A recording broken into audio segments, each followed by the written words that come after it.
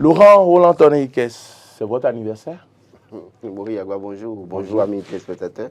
Je profite en même temps pour vous dire joyeux anniversaire, bien évidemment. Merci, Laurent. Je sais que c'est votre jour, c'est un grand jour pour vous. C'est un grand jour. C'est bien de fêter son anniversaire parce que quand vous serez plus là, c'est que c'est une personne qui peut-être vous honore. Mais quand vous êtes là, il vaut mieux vous célébrer en même temps. Je vous souhaite tout le meilleur possible. Souhaitez que vous ayez davantage de force. Et je vous souhaite la promotion, bien évidemment. Je sais que vous étiez à Eden TV avant moi, vous avez fait beaucoup de choses avant moi, et je suis resté avec vous. Après, je suis parti, après, je suis revenu, et donc vous êtes encore là. Et je sais que normalement, vous devez être aussi. En tout cas, je souhaite une amélioration de vos conditions de travail. Amen.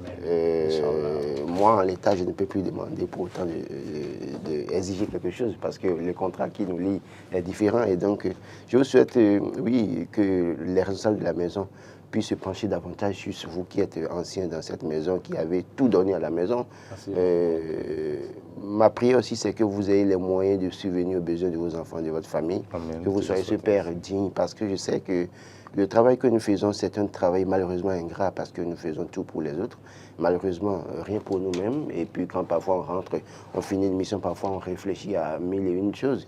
Et donc je sais très bien les difficultés qui sont liées à ça.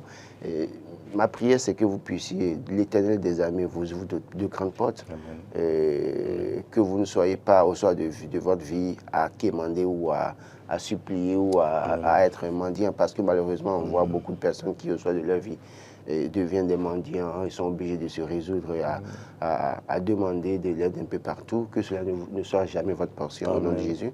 Je prie aussi que la paix règne dans votre foyer, parce que c'est très important. Quand vous avez la paix dans votre foyer, vous venez sur le plateau, vous allez partager la bonne humeur avec les téléspectateurs. Absolument. Oui, parfois on gère des difficultés à la maison ou bien dans nos relations professionnelles ou amicales. Et parfois, quand on est sur le plateau, entre sourire et bonne humeur, parfois on est mal à l'aise. Et quand on finit, après on se retrouve dans les pleurs ou dans les difficultés, dans les douleurs. Que Dieu nous aide, chacun de nous, à continuer à faire valablement notre travail, que nous ne puissions pas tomber sous le coup de la loi, parce que là aussi, c'est aussi un risque. Tous les matins, quand je viens parler ici, je sais combien de fois je réfléchis, combien de fois j'ai au moins une épouse à la maison qui me soutient pour dire oui, ne change pas, voilà, et qui prie pour moi. Donc, que l'Éternel vous aide aussi, parce que ce qui nous guette, on le fait bien, les gens nous appellent, parfois nous se félicitent, nous remercient. Ah, tu es un bon journaliste, tu es digne, d'accord. Mais le problème, c'est que quand ça pète, vous ne voyez personne parfois, la plupart du temps. Donc que Dieu vous inspire, nous inspire pour que nous puissions être au-dessus de la mêlée, ne pas tomber dans la diffamation, ne pas tomber dans les insultes sur le plateau, et que nous continuions à être, en tout cas les gens continuent à nous célébrer, et qu'au soir peut-être de notre profession ou à la fin de notre mission ici, que nous soyons fiers de ce que nous avons accompli. Amen. Amen, Laurent Roland Tonneikes, pour toutes ces prières, tous ces vœux, oui, que je fais rejaillir sur tous ceux qui soufflent une bougie de plus aujourd'hui et qui souffleront leur bougie à partir de demain également. Je crois qu'il y a un certain André Rousseau aussi qui fait son anniversaire de lui. Oui. Et je crois que on lui souhaite l'anniversaire de la part de Marseillais 2, bien évidemment. Très bien. André Rousseau, joyeux anniversaire. On célèbre nos anniversaires le même jour. C'est un plaisir. Laurent Roland Tonneikes, oui, ce chemin, nous l'avons commencé depuis 2014 avec Eden TV. Nous sommes en 2023. Et comme vous le dites, oui, vous êtes parti, vous êtes revenu. Moi, je suis sur le chemin que Dieu m'a tracé. Et quand l'heure sonnera pour lui de m'ouvrir un autre chemin, on va donc continuer par faire sa volonté. Non, je crois que c'est Dieu qui donne. Si Dieu vous donne demain de quitter, vous allez quitter. Absolument. Moi, il m'est arrivé de partir à un moment donné parce que j'ai d'autres visions. Vous avez été appelé ailleurs, et puis une vision de la vie. Et donc, chacun fait de sa vie ce qu'il entend, on doit le mieux faire pour réussir. Je souhaite, ce n'est pas quitter DNTV nécessairement, mais que les responsables se penchent sur la situation de tous les journalistes, je le dis, parce que moi, peut-être, je ne suis plus dans la mesure où, quand je vais demander une augmentation, ça va sembler être une exigence. Mais moi, je pense qu'il faut revoir la situation. Un travail est fait par rapport au traitement avec des journalistes d'IDEN-TV, c'est mieux, c'est ce qui est fait, il faut encourager cela. Mais je souhaite mieux davantage pour ceux qui sont permanents et qui se battent. Merci, merci. Alors, donc, Laurent Roland-Tonnerre, oui, les journaux ont parlé de beaucoup d'informations. Vous savez, cette rubrique est une rubrique très suivie, l'analyse et les commentaires. Il y a un journal, je ne sais pas si c'est Infomatin, qui a parlé du recouvrement. Je pense que Dynamis Info a parlé de ça. Oui, Dynamis Info aussi en a parlé. Voilà, recouvrement des redevances. Hein, une agence a été donc créée, une agence à leur trousse pour les recouvrements. C'est les débiteurs de la SBE, de la SONEB et autres. C'est une décision annoncée en Conseil des ministres hier. Quel est votre regard par rapport à cette décision? Je vais peut-être choquer en répondant à votre question parce que la SB2E a une structure de recouvrement, c'est-à-dire que vous allez payer quelque part. Et d'ailleurs même, on a facilité la tâche aux gens qui peuvent payer aujourd'hui par en ligne. Oui. Et donc SONEB, SB2E, bon, on parlera peut-être de la SGDSGN, et qui en réalité nous avait dit que, en fait, ce qu'on doit payer comme contribution serait adossé à la facture d'électricité. Et donc, par conséquent, quand vous voulez payer la facture d'électricité, on met l'argent déjà, donc il peut recouvrir. Maintenant, je me pose la question de savoir pourquoi créer une agence aujourd'hui encore? N'est-ce pas une manière de donner à manger à des gens qui étaient laissés sur le carreau depuis des années? Parce que je pense que le système de recouvrement existe déjà. Et s'il faut aller couper, on peut aller couper. S'il faut aller... en tout cas, il y a mille manières. En tout cas, les structures dont on parle ont un système de recouvrement huilé qui existe. Et pourquoi créer encore une agence? Alors, si on crée l'agence, est-ce que le système de paiement au niveau de la SB2E, de la SONEB et autres sera suspendu? Comment ça va se passer?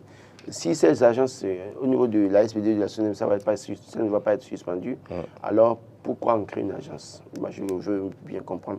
Je n'ai pas pris le temps de lire le contenu du Conseil des ministres. Je crois que je vais revenir sur la question. Je vais lire clairement et maintenant peut-être me rapprocher de certaines personnes pour chercher à comprendre clairement quel est le bien fondé de la création.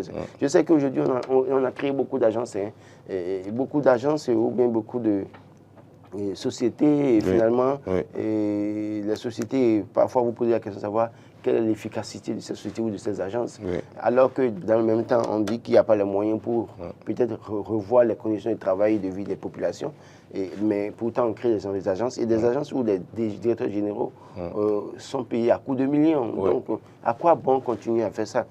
Je donne l'exemple, si je l'ai donné la dernière fois, qui viennent me dire quelles sont les missions. Par exemple, quand on a créé ici, il y a une direction des infrastructures. D'ailleurs, il a dit, et je suis le nouvel directeur général des infrastructures, n'est-ce pas, au ministère des Travaux publics. On a créé une agence des infrastructures, que je ne sais quoi, j'ai oublié la dénomination. Après, je vois Société des infrastructures routières et de l'aménagement du territoire. Et on a déjà la société créée quelques mois après, il y a eu un scandale financier. Le DG a dû démissionner, après on a nommé quelqu'un d'autre. Et cette société, chaque semaine, vous voyez les camions citernes de cette société à Rouidenou prendre de l'eau, aller arroser les plants. Finalement, et pendant ce temps, on dit des infrastructures routières. Infrastructures routières, il y a des panneaux qui sont tombés sur le long de... En tout cas, le tronçon que j'ai parcouru le plus dans une année, Cotonou, à Kassato, Glodibé ou à Lada chez moi, c'est qu'il y a beaucoup de panneaux qui sont tombés. Il y a beaucoup de nids de poules ou bien de trous ou bien de nids d'éléphants, je ne sais quoi, sur les voies. Et personne n'en parle. La structure, la société qu'on a créée là, ça sert à quoi fondamentalement? C'est seulement pour aller arroser les plants?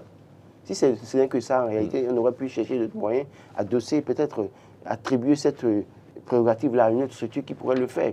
Donc, moi, je pense qu'on crée la société, on crée la agence aujourd'hui. Quelle est cette manière de faire, de créer tout le temps et de payer les responsables de cette société ou de ces agences à coups de millions sans pouvoir ressentir véritablement l'impact sur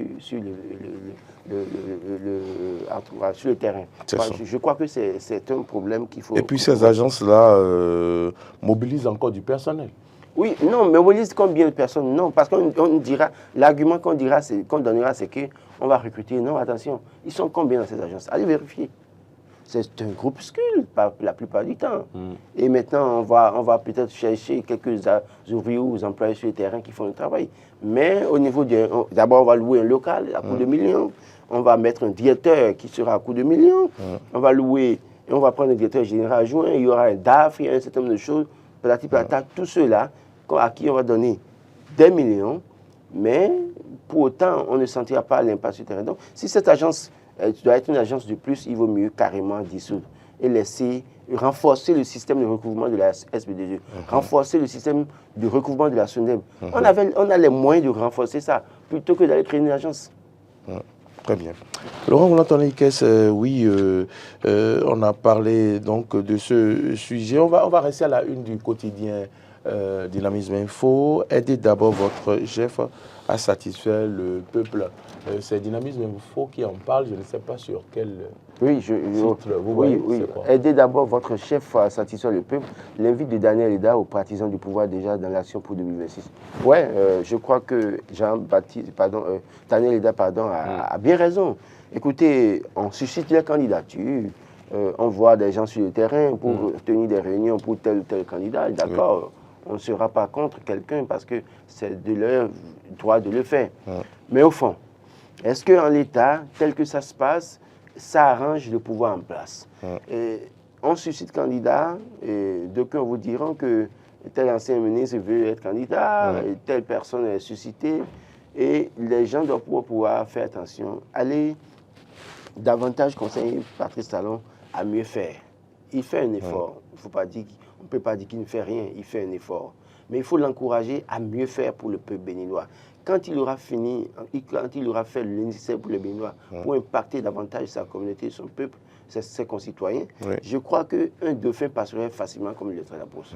Mais en l'état, si on doit continuer à faire le dur et à se foutre pas mal des revendications des populations, des travailleurs dans une certaine mesure, et que pendant ce temps, on trouve les moyens de dire et que deux jeunes peuvent se mettre ensemble pour dire qu'ils suscitent candidature de telle ou telle personne, ça ne résout pas le problème. Bien au contraire, vous pouvez être surpris. Il y a que parfois, j'ai comme l'impression que nos acteurs politiques ont une mémoire assez courte. Quand vous regardez le schéma Boni-Yayi en 2016, Boni-Yayi, à un moment donné, tout le monde faisait des reproches, dénonçait une certaine chose. Il se foutait pas mal de ça. Il a amené un candidat prêt à porter qu'il a proposé au peuple béninois. Et sachant que ce candidat prêt à porter aussi avait peut-être un soutien derrière la France, pensait que ça allait passer facilement. Mais les gens sont rentrés dans le jeu, ont bouffé, étaient prêts à crier. La preuve, la fameuse chanson, vous vous rappelez, Zinsou à l'Ozodoué, Talon et Haïti. Et donc, il faut quand que les gens aussi fassent attention pour que les gens ne disent pas demain, Olivier Bokor à l'Ozodoué, et c'est tel qui est de Haïti. En fait, c'est ça le véritable problème. Donc, si Bokor doit nous en réalité être aussi dans le cœur des Béninois, tout dépend de la gouvernance de Patrice Talon. Les 3 ans qui restent doivent servir à mieux faire. Beaucoup plus de social. Je ne demande pas d'aller distribuer de l'argent, parce que quand on dit ça, les gens pensent que c'est distribuer de l'argent. Non, quand on voit par exemple à la une d'un journal que le gouvernement, au cours du Conseil des ministres hier, que le gouvernement met 30 milliards pour subventionner le coton, par exemple. Alors que nous sommes dans une situation où le prix de l'essence a monté, les gens de difficulté aujourd'hui. Le gouvernement vous dira qu'il faut aller vous approvisionner dans les stations. Ils ont anticipé, qu'ils ont réalisé des stations. Dans les stations, le carburant à combien? C'est à plus de 600 francs. C'est à 650. Oui, ça veut dire quoi? Et puis parfois, il y a des stations où il n'y a pas d'essence. Ça veut dire que quoi? La priorité maintenant, c'est de trouver les moyens pour subventionner l'essence à la pompe. C'est de subventionner l'essence. Il n'y a pas de débat en la matière. Quand vous ne faites pas ça et que vous dites que vous voulez mettre 30 milliards dans la subvention du coton, dans une certaine mesure, le coton profite à qui?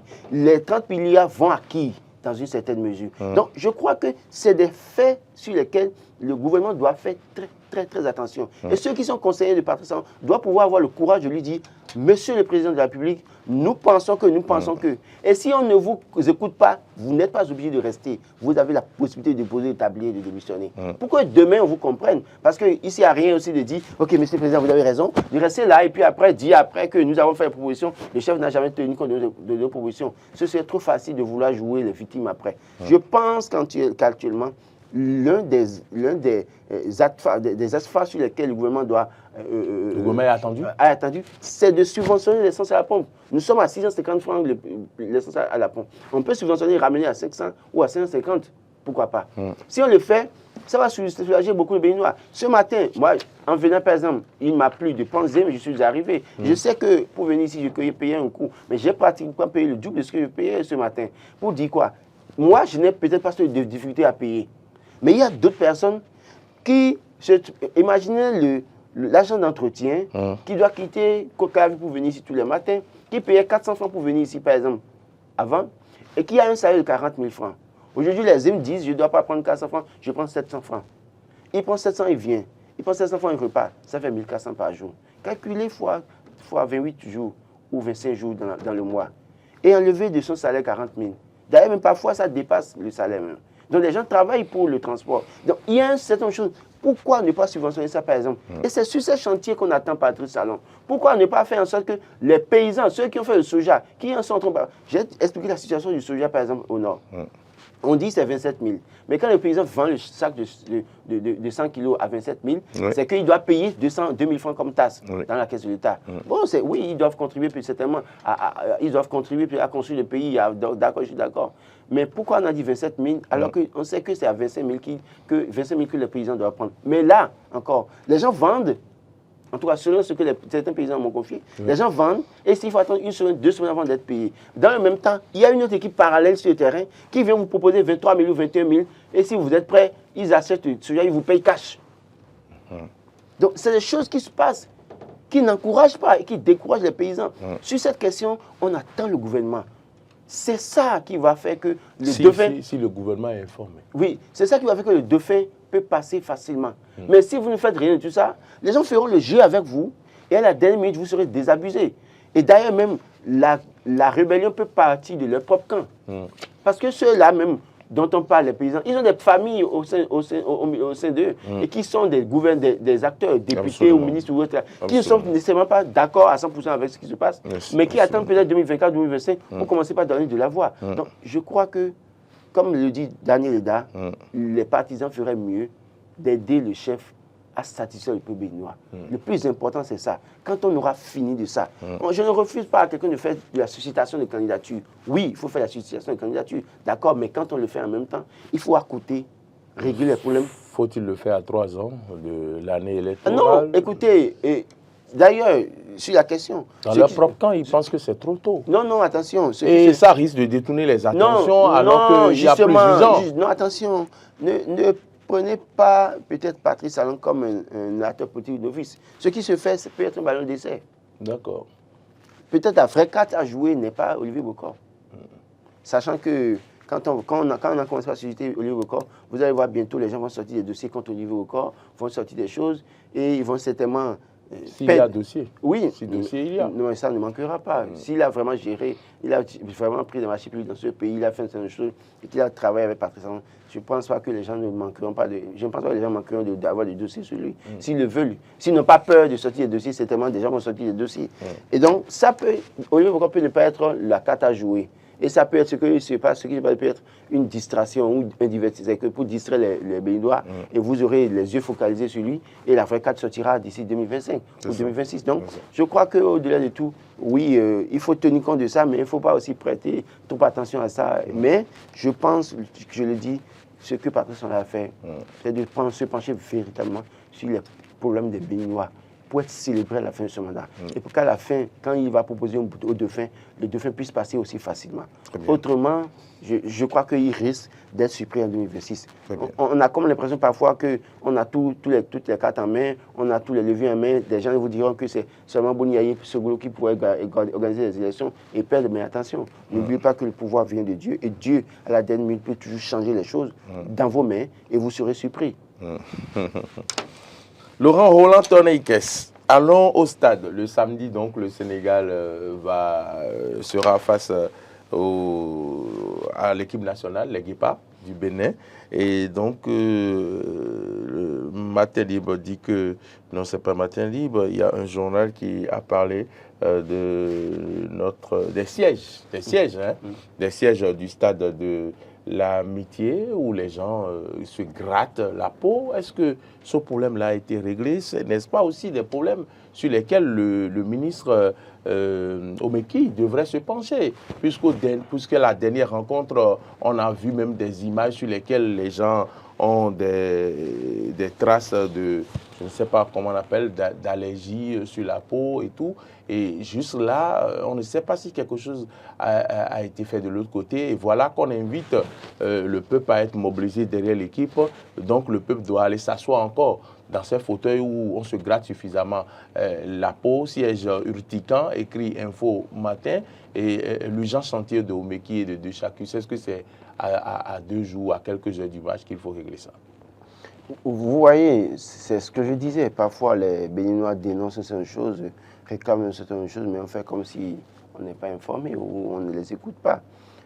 Ce problème, c'est depuis que le stade a été rénové. Et chaque fois, quand les gens vont au stade, ils ont ce problème. Et quand les gens ont tellement dénoncé, tellement demandé à ce qu'on se penche sur la question, personne n'en parle. Je ne sais pas si ces derniers jours-ci, ça a été réglé. Moi, je ne suis pas allé au stade ces derniers jours, mais je veux bien croire que ça a été réglé. Ouais. Si ce n'est pas réglé, pourquoi appelle-t-on les Béninois à s'unir tous des écureuils? Je ne veux pas aller suivre un match d'ailleurs qui me rend malade davantage, c'est-à-dire que psychologiquement, parce que quand les écureuils commencent pas à faire leur bêtise sur le terrain, ou les guépards, pardon, commencent pas à faire leur bêtise sur le terrain, vous êtes malade, vous avez peur, c'est-à-dire que vous rentrez souffrant. Maintenant, il faut ajouter à cela l'urticaire, parce que vous allez vous gratter le corps tout le temps. Absolument. Et moi, je suis déjà allergique à ces trucs-là, donc c'est pas évident pour que moi je me retrouve au stade, parce que je ne veux pas gérer deux situations sanitaires à la fois.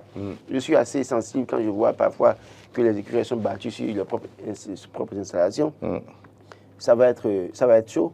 Je souhaite que les gouvernants se penchent véritablement sur les questions des citoyens quand on parle parfois. Oui. Que les gens comprennent que oui, ce qui se passe, ça peut créer d'autres dommages puisque quand vous grattez le corps, parfois vous grattez au point où vous vous blessez. Ça peut susciter d'autres choses, certaines choses. Et sur quelle base, alors est-ce que ces fauteuils ces chaises avaient été installées, quel a été le coût? Et c'est ça véritablement le problème. Parce que on fait de grands travaux, on ne connaît pas le coût, et puis, pardon, quelle est la contribution? C'est les Chinois qui ont rénové. Donc, quelle était la contribution? Comment est-ce que ça a été fait? Et qui a homologué d'abord ces sièges-là? Qui a homologué ces sièges? Il paraît que c'est la matière avec laquelle ces sièges ont été réalisés qui cause l'allergie. Oui, justement, en réalité... Mais il faut que les gens partent au stade alors avec des pagnes pour mettre ça dans les chaises avant de s'asseoir. En réalité, c'est déjà une solution. Nous avons des techniciens chez nous. Pourquoi? Des ingénieurs chez nous. Pourquoi? En réalité, tout ce qui est amené là doit être passé au check-in. C'est-à-dire, il doit y avoir des équipes pour étudier la qualité de ce qu'on nous amène. Les sièges là, quelle est la matière? Qu'est-ce qu'on a mis, qu'est-ce qu'on a utilisé pour faire ces sièges-là? Qu'est-ce que ça peut créer comme dommage en tout cas sanitaire? Qu'est-ce que... Maintenant, comme nous avons des cadres aussi parfois qui valent, en tout cas, qui méritent l'appellation du général Mathieu Kékou parfois, on se contente de dire tout est beau, sans pouvoir étudier, analyser vraiment les constituants de ce qu'on nous donne. Et après, c'est les populations qui sont exposées. Je pense qu'il faut vraiment se pencher sur cette question. Maintenant, les Béninois, comme vous l'avez dit, feraient mieux de trouver peut-être une solution pour aller au stade samedi. Samedi, non? Oui, le 17, c'est samedi. Oui, il ferait mieux de trouver une solution pour aller au stade le samedi, pour aller supporter. Gagne des pagnes et ils mettent ça dans le siège avant de s'asseoir. Non, ils peuvent être en train de soutenir, de supporter en grattant, peut-être qu'en grattant. Bon, c'est une solution parce que peut-être les gens auront peur d'aller s'asseoir dans ces sièges-là, mais ils peuvent trouver une solution en apportant des pagnes pour couvrir les sièges en attendant que le gouvernement trouve une solution. Le ministre Oswald Omeki, et s'il y a des conseillers qui nous suivent, qu'une solution rapide soit trouvée parce que nous, on veut remplir nos stades, on veut supporter notre équipe, on veut véritablement mouiller le maillot, mais il ne faudrait pas qu'on se gratte la peau. Donc, il faut passer le message au ministre. On va mais en attendant, bonne chance aux écureuils. D'accord. Très bien. Alors, Roland Toniquès, merci.